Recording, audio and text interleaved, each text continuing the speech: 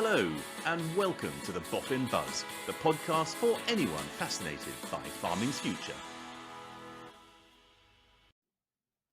Well, hello again, and welcome to the Boffin Buzz, giving you an insight into farmer-led innovation and research trials on farms. And this week, we're going to be talking to our special guests. But before we meet them, a reminder to any BASIS members listening, you can claim 1 CPD point from listening to this episode. And I'll share details on how to claim later in this episode. But without further ado, our guest this week is Adam Hayward. So Adam farms in Bishop Burton, East Yorkshire. So welcome, Adam. How are you? Oh, very good. Thanks, Tom. Thanks for having me. And hello, listeners as well. It's hopefully we can get through some good topics and looking forward to it. Yeah. Fantastic. Great. Well, look, can you, we've known each other for quite a few years, Adam, but could you just sort of introduce us to yourself and to your farm? Yeah, absolutely. No problem. A little geographical location, Bishop Burton, East Yorkshire, just outside of Hull. That's where we've been based. It's where I grew up on our family farm. I grew up here, found it my life. And then I moved away when I was 18, as most young farm children do. We go off to New Zealand or Australia, and we go working for a year and explore the world a little bit. So, of course, I did that, ticked that box, and then I ended up at Harper Adams to do, a degree, learn some life skills as well, of course. Yeah, so I did agriculture engineering there. From there, I was lucky enough to get passed onto a placement job at Class UK. And from there, I was offered another job there as well. And then I worked for them for a number of years. And then more recently, I worked for another company called Delaval for the last couple of years. And as of June this year, I become full-time on our family farm in East Yorkshire. So that's sort of working career there. But that's a little bit about me as from a working side. Yeah. Yeah, well, I mean, I've seen. I know you from your days with Class, and we'll come on to that in a bit. But just to before we sort of move off the farm, just give us a little bit more sort of information about the farm. How many hectares? What sort of enterprises have you got there? Yeah, so the farm itself is our main farm site is in just outside of Bishop, near the college, actually, the agricultural college just outside of Bishop Burton. And from there, we have 300 hectares that we farm in almost a ring fence here. We then do some contracting work just further west and some contract work further south as well, along with some rented ground in between. So predominantly we're arable production. Our main output is wheat, spring barley, oilseed rape, peas and beans. The peas are for birdseye and wheat's for seed production majority. 8% is for seed production. Most of it goes to frontier. Spring barley or malting. There's a mixture there. We also have a small suckler herd as well, as we have some permanent pasture. It fits in quite well. And recently we've introduced a bit more grass into the rotation as well, just to space out our rotation that a little bit more. We sit on chalk. We're on a nice chalk bed, so free draining soil. I was going to say, it sounds like quite productive land you're on there. If I go back in our family history, it was part of the Bishop Burton estate. We were tenants there until I think it was the mid-70s, we were tenants. My grandfather got the opportunity to purchase from the Bishop Burton estate, actually what is behind me there, was the original estate map. And we've been here for a while, but it's always been a crop area. There's no running water here, no water courses. So there was no livestock for a long time on the actual farm. So it's always been an arable farm for as long as I can go back in history anyway. Yeah. So it's, has it always been row crops, arable, or have you had... you've got the vining peas. Vining peas, yes. Yeah. Yeah, but any potatoes, veg, or anything like that? We've chosen not to grow. There is our neighbours that have. There is a number of us in the area that do grow potatoes. We do not. We haven't gone down that route. It's not sort of where my passion lies, but also my father's and all my grandfathers. We used to have a dairy herd and pigs as well, so there was a lot more livestock previously, but we've expanded the arable operation in more recent years to keep up with the demand of the business. It's not a main vegetable growing area for us. Yeah. No. Yeah. Now going back to yourself, Adam. So as you said, you born and brought up on the farm, went to college, but then rather than coming back to the farm to work, you went elsewhere. But was that a conscious effort to explore your industry? Absolutely. It was opportunity. I was never forced. I was lucky enough, let's say. I was never asked to come back or you Yeah. must come back. I enjoyed my time, student jobs and things. I did enjoy my time coming back to, of course, on the family farm. Of course, it was great fun. But I saw a bigger, wider world, which I wanted to explore as well. And I also took a keen interest in machinery. Yes. Really was my area, machinery, ag tech, all that side of it got me very interested. There was only so much you could do on an operational business or farming business that you didn't see all of it. So there was definitely, I saw opportunity off farm to make a career, and I enjoyed it as well. I So set tell out me, thinking I wanted. Yeah, sorry. one thing that interests me, Adam, because it's something that I've found myself as someone who, I've got the family farm at home, but I haven't really, it's contracted out. So although I'm the farmer technically, I don't spend much time on a tractor seat. But I've found in my career, as I've gone from post to post or whatever, especially in journalism, that it's really helped actually being a farmer and having the farming's perspective on things. So I mean, what's your experience of that? So you did you was class your first job, or did you go Yeah, elsewhere? class was my first job outside of education, I always call it. So Yeah, it was my first. I never sat in an office, which was quite interesting. For the right. first time, I remember thinking, oh, this is a bit strange. There's a computer here. This is going to be my daily life coming in and out. We didn't spend much time in the office actually at class, but it was, yeah, it was very interesting going into that environment because I thought it was something, oh, I'm never going to like this. But I learned early that whatever job it would, what I would or where I'd end up, there would be time in front of a computer. Yeah, so I learned Mm. that and learned to actually try and enjoy the tasks or get those completed quickly, the ones that you didn't like doing. But that was part of working, was some of the things you didn't enjoy, you also Yeah. had to do. And that was going to be the same case if I worked on farm or off farm. There was always going to be that time put in on a computer. So yeah, I did enjoy that side of it as well. It, by no means was Yeah. I stuck on one route. I didn't have a set path that I wanted to go. I sort of started working, and then as I started working, I found my way. That's really, I didn't have a set path that I wanted to achieve. I was So just very how fortunate. did it pan out? I mean, what did you feel that you could bring to the job at Glass? I mean, one of the Yeah. things about your role within that, which must be quite unique, is that you've seen both sides of it. You've seen the Yeah. on-farm experience of machinery, as well as behind the sines actually supplying it to farmers and Yeah. so on. Do you feel that gave you a unique insight, or perhaps It, it was a drag? I don't know. Oh no, absolutely not. You always play to your strengths, don't you? So yeah, you could Yeah. be very confident in the knowledge you were passing on to an engineer, for example. You were speaking to a development team.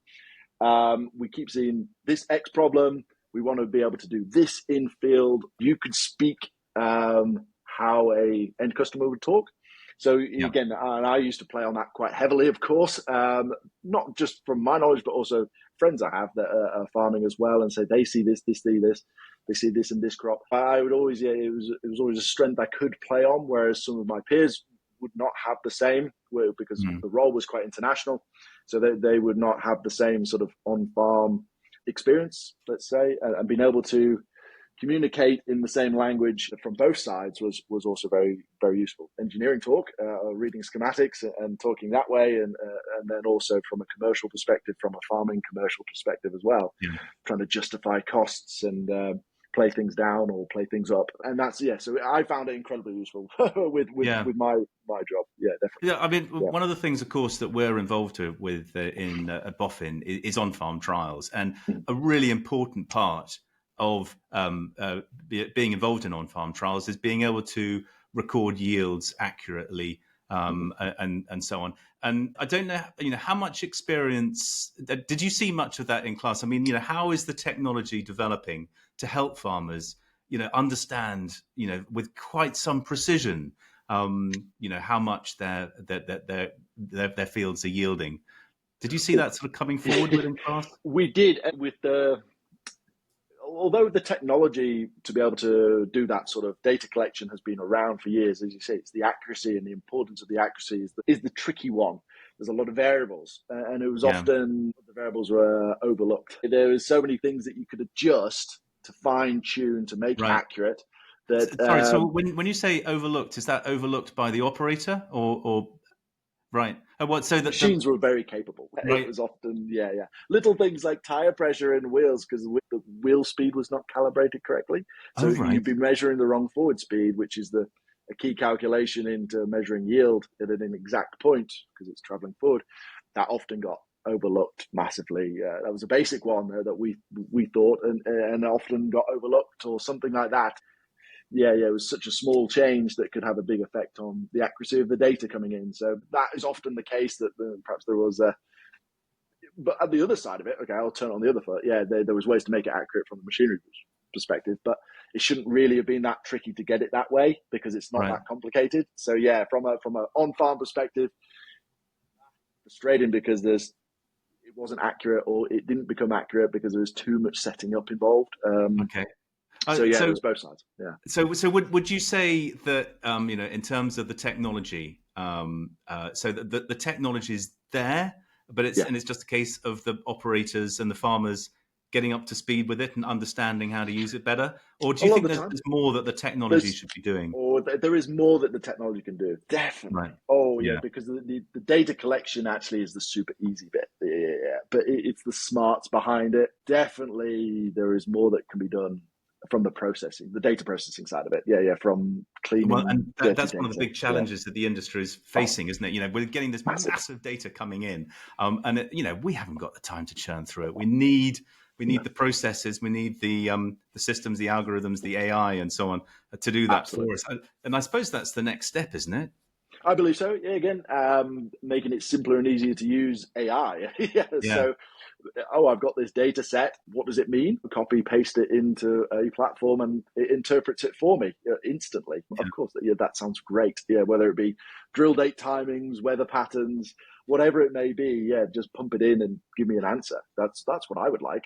Yeah. And No, it's going to play a key part. I Got hear to. that so many times from our farmers. It's a case of I'm really really keen to do the work and to gather all the data and so on, but I'm not a data statistician or anything. I'm not a Yeah, data processor. I just want the data to come in, through sensors and so on, for it to handle itself, and then for me to be told the results. That's absolutely. what we want. Yeah, Let's get to that. But I mean, that's easy said than done. Yeah, yeah, yeah, that's right. But yeah. look, we also talk more about your farm, Mhm. Adam. And one of the aspects about the farm that I know is that you're a leaf demonstration farmer. Yeah. And I know that I think it's your dad who's kind of driven that side of the Yeah. business. But did you want to just Yeah, give us sort of your perspective on the history?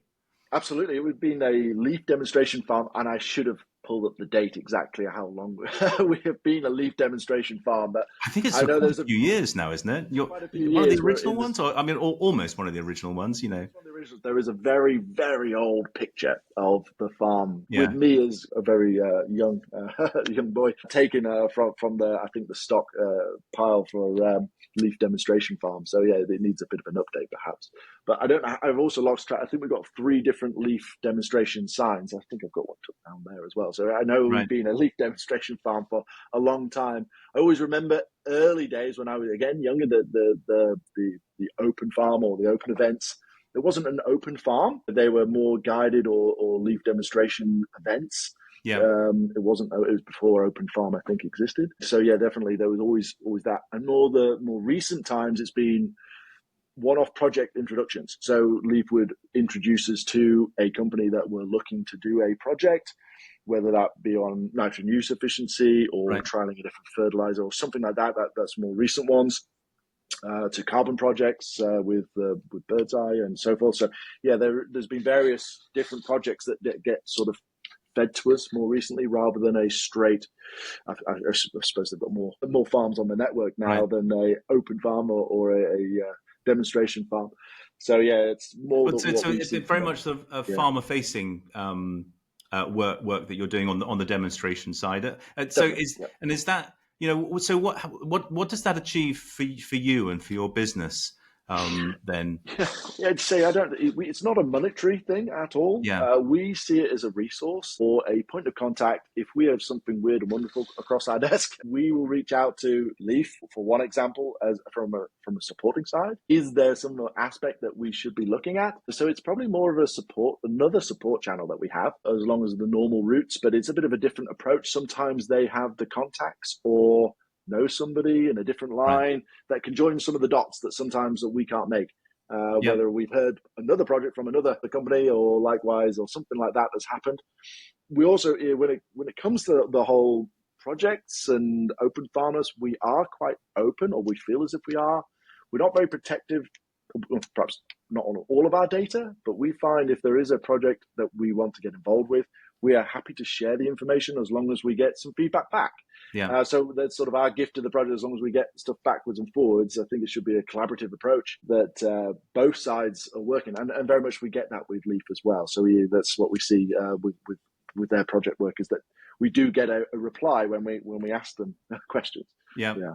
No, well, I mean, that's very much our philosophy at Mm-hmm. Boffin as well, and we'll talk in the next episode about your involvement with slimers and slugs and so on. I mean, in terms of, is it new technology that you're particularly interested in when you're getting involved in these projects, or is it systems, or where's your greatest interest?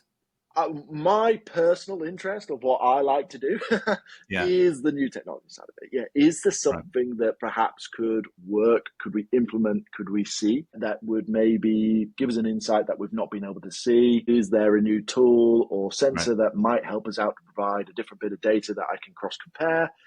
But there's the other side of it, is it's meeting new faces and sort of hearing what other people have to say, the results of projects, how people are also doing it. So they're on side, the new shiny sensor and it produces this data, but actually the real outcome of it, that's the new shiny thing that gets you excited, a bit of a magpie approach. But then that's actually what's the end result is very important. And some of the stuff we've been involved with is, as I say, has been great. We've seen some shiny sensor, but actually we're a bit in the dark of what the result was or something like that. And that's perhaps previous experience of, we've seen stuff, we've done some work, and I'm not actually sure what happened.